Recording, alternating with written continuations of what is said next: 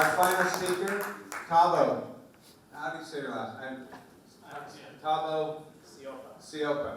Thabo Seopa is from Trudon in South Africa. He's been going through the transformation process, and he's going to tell us about his transformation story. Thabo, welcome.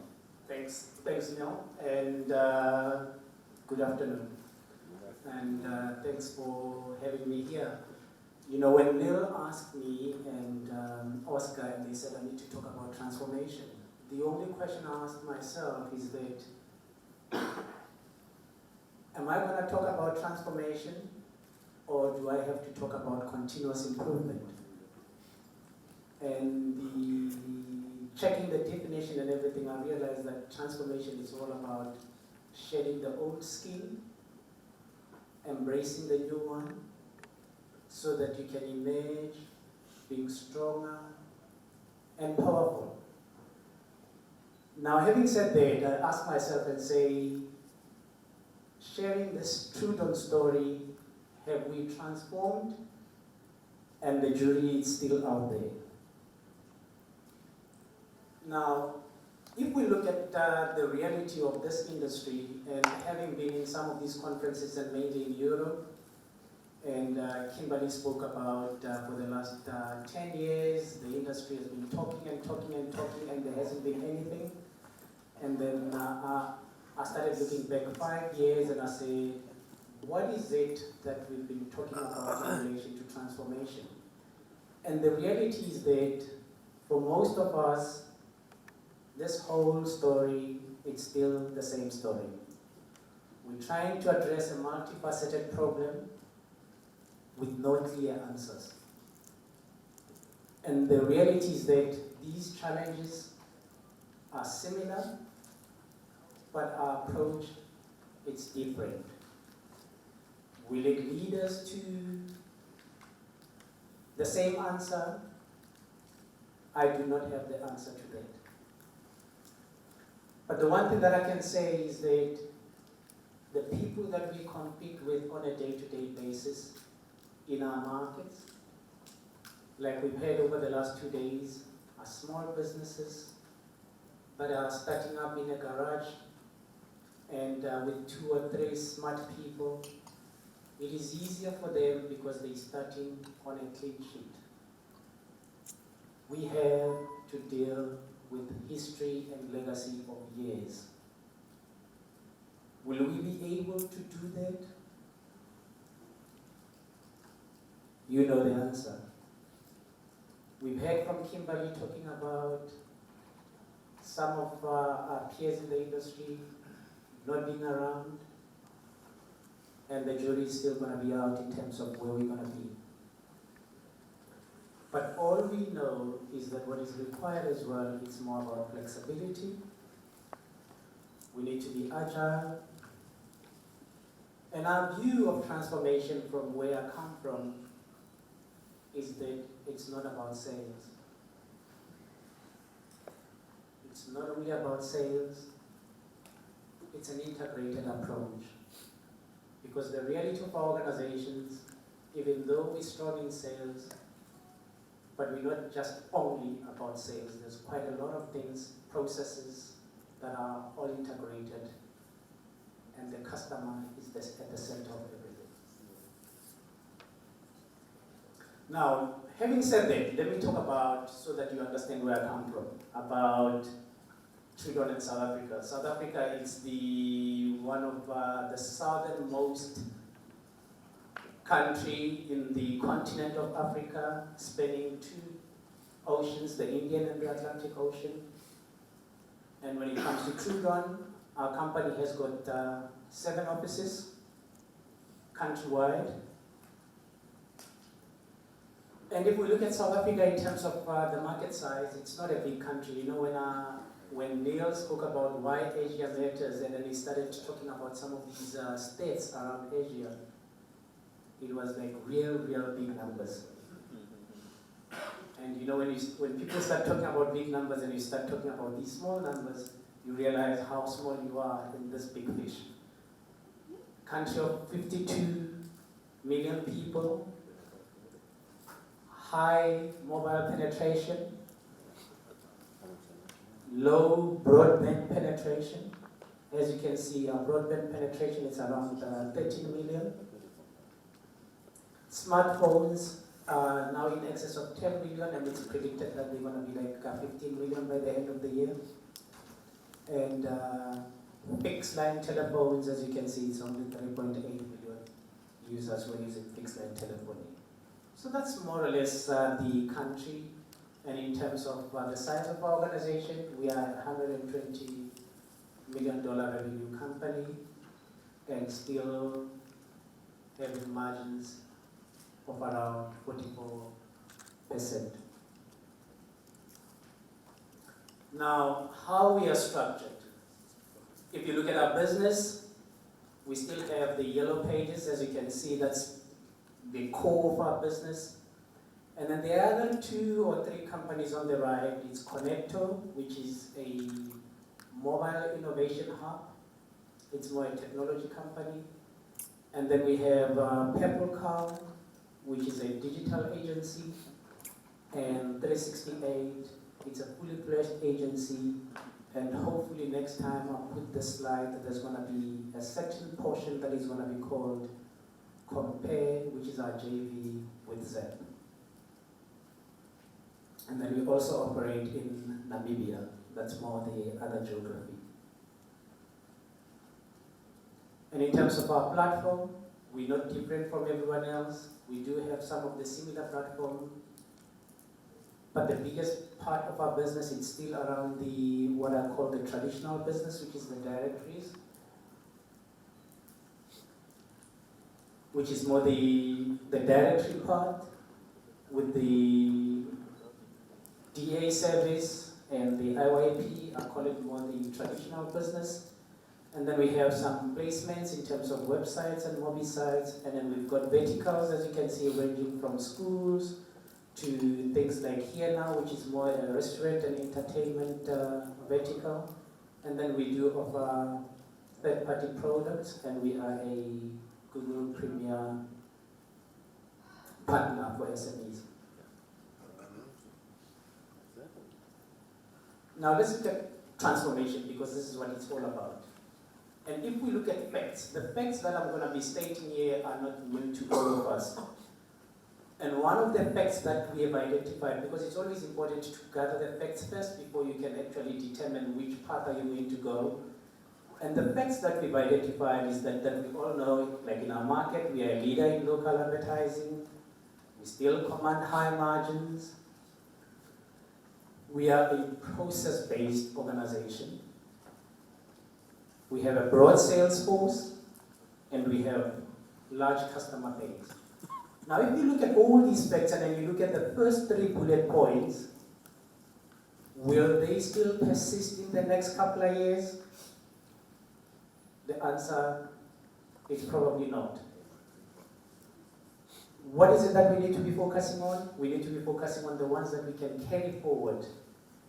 And if I look at all the facts that I've listed, there are 2 that I believe that we can carry forward. It's the fact that we still have a large broad sales force, and then we have a large customer base. Over the last couple of days, we've heard about the whole products and the complication of the products that are being offered. And the question we cannot carry this one around our process-based organization is that we have a lot of legacy. All these new things require us to be a knowledge-based organization. Now, the difference that I look at in terms of a process-based organization and a knowledge-based organization is that in a process-based organization, you have people in IT and those who are process engineers mapping all the processes and hard-coding them. And once they are hard-coded, you can put anyone behind those processes and they will be able to do what you tell them to do. In the new world, you need knowledge base. And we've heard even from Kimberly talking about people and talent. Now, for you to have knowledge base, it's not more about you have to have flexible processes that are more, allow people who are intelligent and smart to come up and develop new products, new ideas, like we saw with that video clipping of Steve Jobs. Now, the negative perceptions is that, like I've highlighted, legacy systems, we have an annual sales cycle, we are revenue focused. There is a huge difference between revenue focused and being customer focused. Because once you revenue focused, all your measures are around revenue and you compensate people around revenue. And whilst we're still talking about compensation, I always ask those who are in the leadership of these businesses, like the traditional businesses like ourselves, and say, how many of us are compensated on transforming the business? Or are we compensated on continuous improvement? Because until we get compensated on transformation of the business, then the KPIs that are going to be used should be completely different from the ones that we are currently being measured on.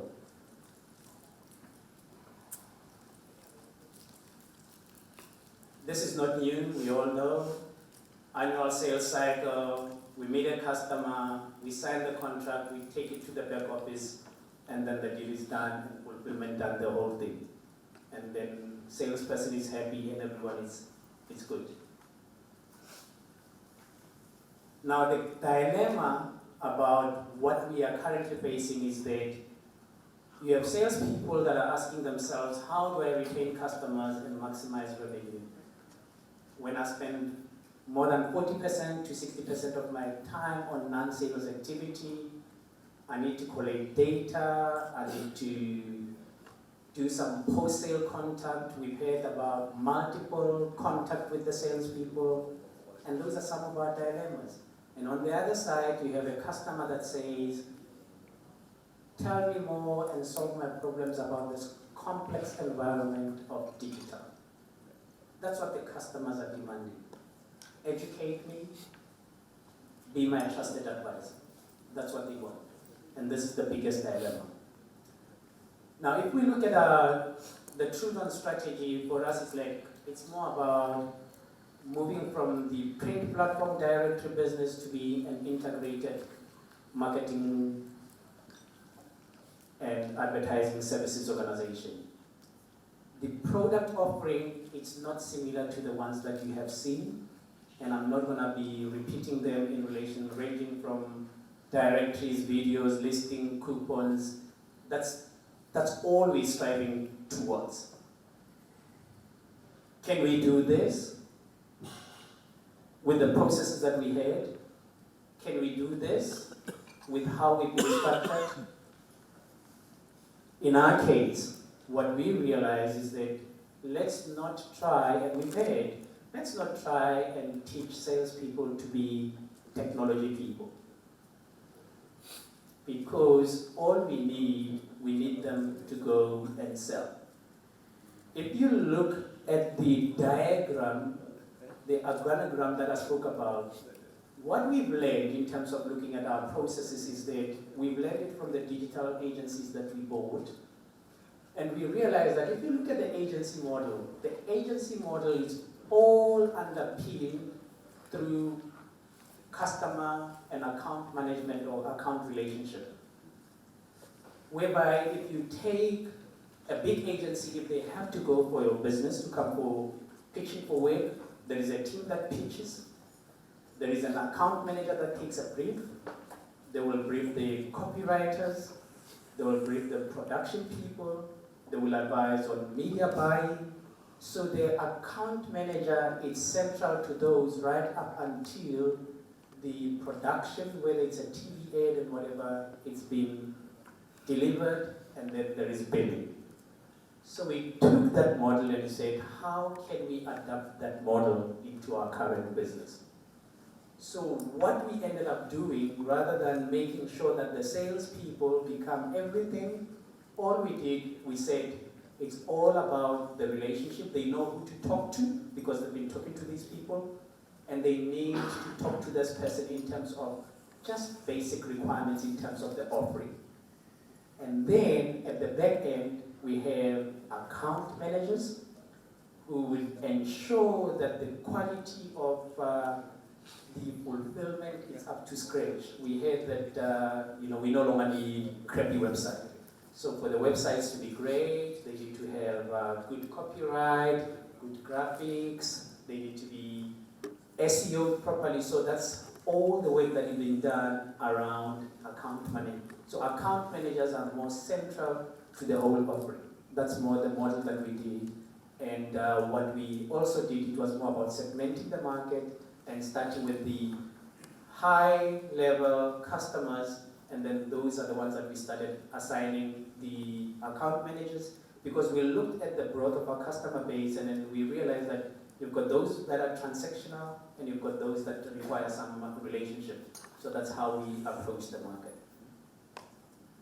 Now, in terms of account management, they will service their account, they monitor the performance, they will provide proactive service, and what we find is that rather than keep on increasing the number of salespeople, is that the compensation of the account manager, it's more or less about 50% less than that of the salesperson.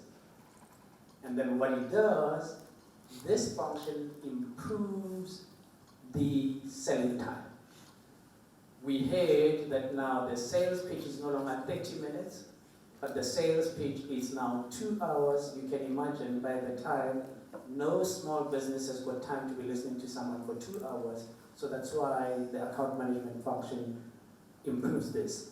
And then the one other aspect of it is that it improves loyalty and reduces churn, because churn is one of the biggest things that we realize that it's a big factor in our business. And then you can assign one account manager to a multiple or number of salespeople. Now, our strategy, as you could see, because we spoke about this whole thing, was more about, we approach it more from a dual point of view, because we've tried so many things. We tried dedicated online sales team.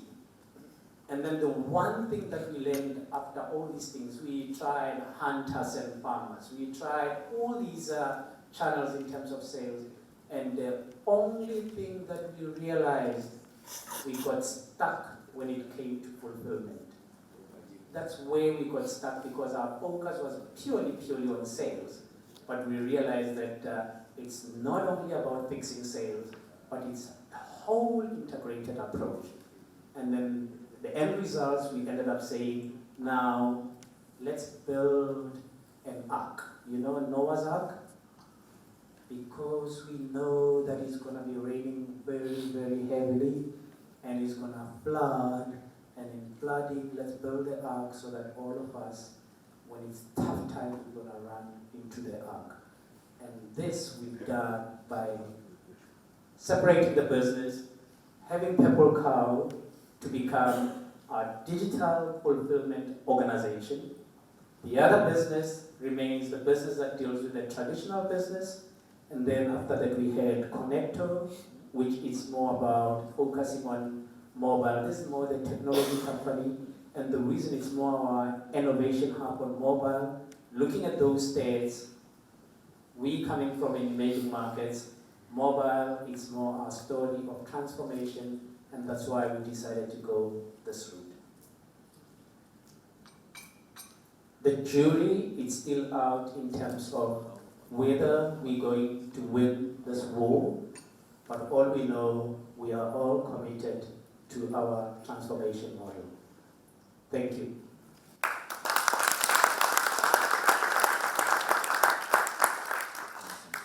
So we got time for a couple questions, and then Peter and Greg will come up and join me, and we'll finish up the day and the conference. Thabo, what do you wish you knew now, wish you knew when you started your job about this transformation that you learned in the process? What's sort of the one thing you wish you could have known as you walked in the door? The one thing that I wish I knew then was to say, we do not need to keep on tweaking the business that has been successful and trying to make it what it's not. You know, it's like taking, what's the saying, whereby you're putting a square hole in whatever. Trying to push a square peg into a round into hole. a round hole. Yeah. That's what I know now. If I had known it then, I think we would have been More aggressive. more aggressive and would have been ahead. Questions for Thabo? Kimberly, there's a mic. First, that was great. I really super because I really like the integrated approach and with that vision. My question would be, where do you see as the most critical customer touch point other than sales? Okay, I mean, what are you doing fulfillment? Are they touching the customer also? Is it customer services that's doing it? But where's the other customer touch points? Yes, Kimberly, like I explained, is that the way we approach is that you've got sales, which it's the main customer touch point in terms of the entry level and talking to the customer. But at the back office, every salesperson is allocated some account manager. And account management is the one that will actually deal with all the requirements of the Fulfillment customers. process. Yes, you know, they are the ones that will gather the data for, let's say, for the website. What are the right keywords? So that if we're dealing with some of the campaigns, what keywords needs to be matched properly with the taxonomy? And they are the ones that will be at the center in briefing other people in the back office, whether they are designers or copywriters, and interacting with the customer and even providing some proactive after-sales contact. And we see them as well as doing some bit of some upselling. It's like if you take some of the one example that I use is that when we started being a Google Premier partner, one of the things that we did, we went aggressively, we sold Google AdWords, and then we disappeared, like we normally do. Because we'll see that customer when next year. Yeah, not a And good, then, not a good process. And then the whole thing is that the customer didn't know how their campaign is working and everything, and we started having some lapses. And even Google said, gee, we've never seen lapses like this happening. And then that's when we realized that, you know what, our model has been this one contact, annually, shake your hand and go, and it didn't actually work properly for the whole digital story. So I'm going to assume today your business is 70% traditional and 30% digital. That's correct. That's a good guess. Yeah, we are 28 digital and I should go buy a lotto ticket today. So 5 years from now. you know, if we look at our approach, If you listen to Near too much, you'll be 100% digital, right? you know, our approach as well has been more about managing the deadline. We know it's happening, and we're seeing it in our big metros, it's happening.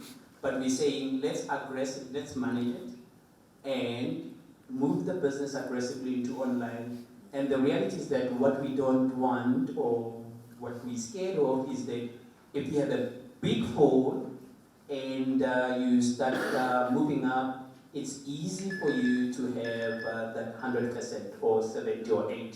But it's more about maintaining so that at least you can still maintain some growth and stability. So by 5 years from now, I think we could be on the other side of 60-40, 60 online and 40. I think I would predict that the smartphone penetration is going to dictate it more than you're going to be able to manage it. So that if, I think it was 12 million smartphones, yes. you know, if that ramps to 36 in the next 18, 24 months, I think you're going to see a precipitous challenge, yeah, particularly in your metros where 80% of your money is. That's Yeah. what it is, yeah. Any other last questions? Sid, microphone's coming. Quick question, what's the competition like in the territories? What's the competition like in your territories, Thabo? It's highly competitive. We, being a predominant Yellow Pages provider for years, over the years we had quite a number of directories that were starting, but they were more regional and local. And then now with in the online world, you know that the barriers, there's no longer about you competing with the directory because you're competing with everyone for the share of the wallet. But competition is very hot. Any white pages that you do still, or? We still do some white pages, and we still make some money on white pages.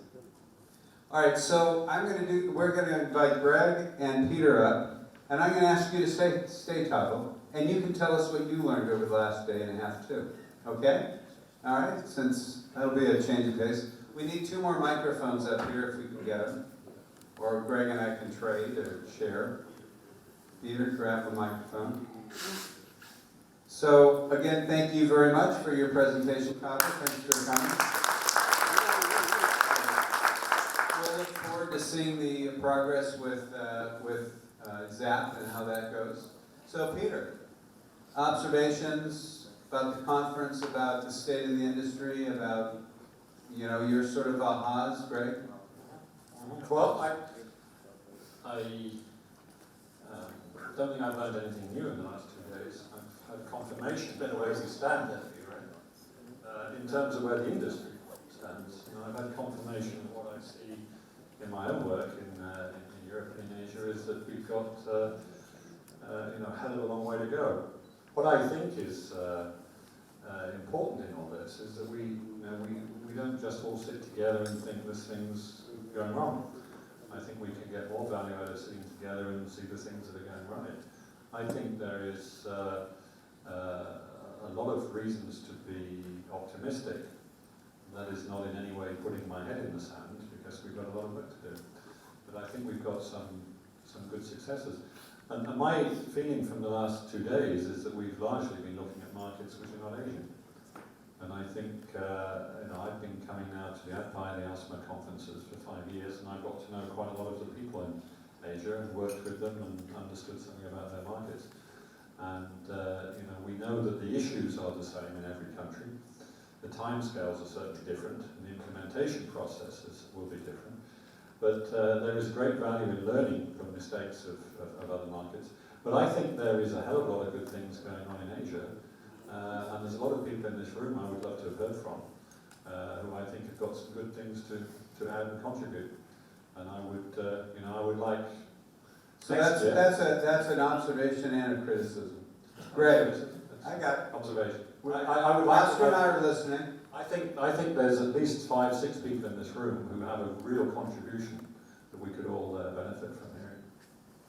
It's good input. Thank you. Greg. I was struck by the fact that people are genuinely involved in transforming their Mic closer to your mouth. Turn it on. Is it on? I hope That's it. So I was struck by the fact that people are genuinely involved in transformation. But I was also struck by the disagreements about how to accomplish that. Sales, integrated approaches, insourcing, outsourcing. There seemed to be tactically a lot of disagreement about what to do and how to do it.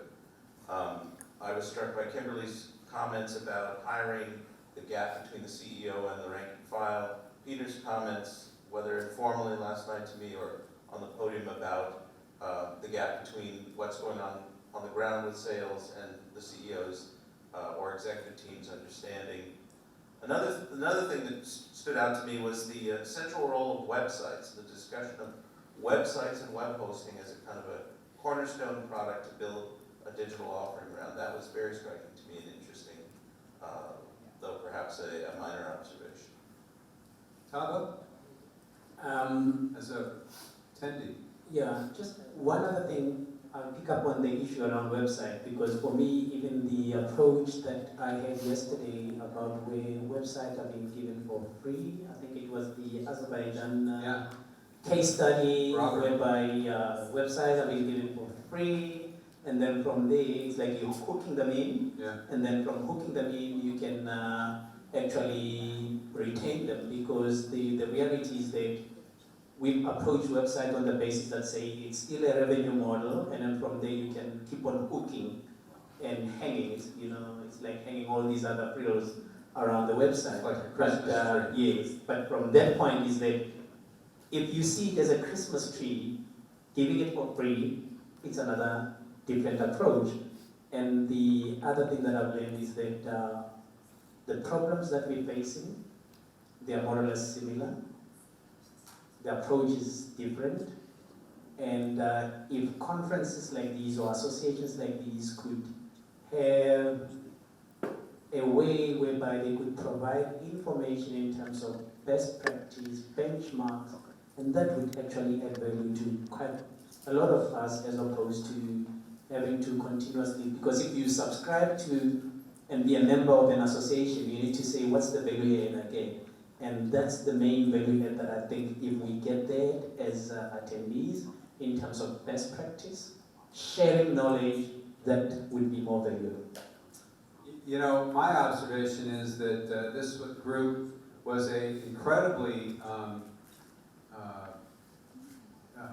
engaged group, maybe not by questions, but by, I sat up here a lot and I saw the eyes moving and the listening and there was a ton of absorbing going on.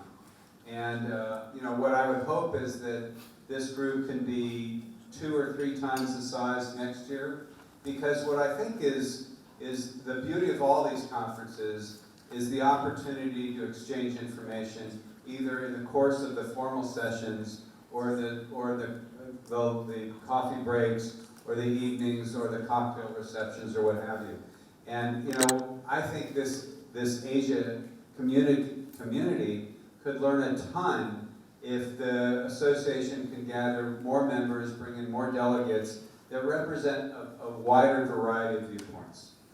Because I really think that's where the power of these kinds of community is. So, One thought to pick up on the best practices Yeah. remark, which I think Peter was also advocating to some degree.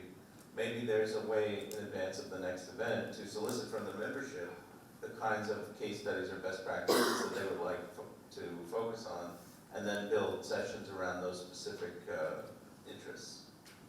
I think it's easy to underestimate what some people are doing, and from my experience in running conferences, I very often ask somebody to speak on a particular subject, and his first response may be, why do I want to share? Well, I was going to say, in many cases, the response is, well, I'm not sure that's terribly interesting, I'm not sure it's terribly new. And I say, well, okay, from my perspective, it is, and I think other people would genuinely be interested in hearing that. So I hear that very often in arranging conferences generally, that people underestimate what they're doing and the value of sharing it with other people. And the sharing factor is what an association is all about. That's funny. I've run a lot of conferences, and I think people overestimate what they have to offer. Well, you're from a different continent. Yes, that may be it. So, any questions from the audience? Paul, you want us to just speak up loudly, because I think we have all the microphones. We used to have a benchmark study. You have to have a benchmark study for years. But the reality was stopped simply because the publishers stopped contributing information Right. to it. So if you want that kind of stuff, you've got to step up to the plate and provide the information that existed for years, ran for 10 years. Yeah. And having been involved in a number of those processes, when I was at Kelsey Group, we did a benchmarking. We were tracking revenue generating units for 2 years. And then, I think he wants the mic back. Then the question that we need to ask, why is it difficult to provide that information? Because if you look at a lot of publishers in other markets, they're not even in competition with each other. Well, I think what happened was people were afraid that their numbers would be exposed as high booze numbers, and they didn't like the trends. And in a marketplace when there was significant RGU revenue unit erosion in print, people didn't want that to be exposed. I think that has all been sort of made clear to the industry and the world. I think now might be a good time when people might be willing to go back to a more formalized Well, I basis. was just going to add, because Ned Norton at the LSA has been trying to do this for the past 2 years, and bearing in mind he's got the biggest 5 publishers in the world sat on his board, not one of them was willing to give up their data. Right, so maybe you don't go to North America, and maybe you look outside of North America with Cinda, I think that's the name of it, Cinda, and with ALSMA, as a benchmarking opportunity and leave out the United States where they're arrogant and don't know anything. Yes? This is what Thabo actually. So regarding the transformation part, so now that most of your account managers actually interact with your clients, what do your sales guys do now? Once The salespeople still sell. no, but that's they don't meet again for another till the renewal time, or do they meet more often now? No. Remember that the account managers, once they're selling their accounts, and in the process they still have to feed back to the sales, and the sales can even do the better upsell because they're better at selling. So it's still an integrated So approach. the interaction is still with the sales. It's still there, yes.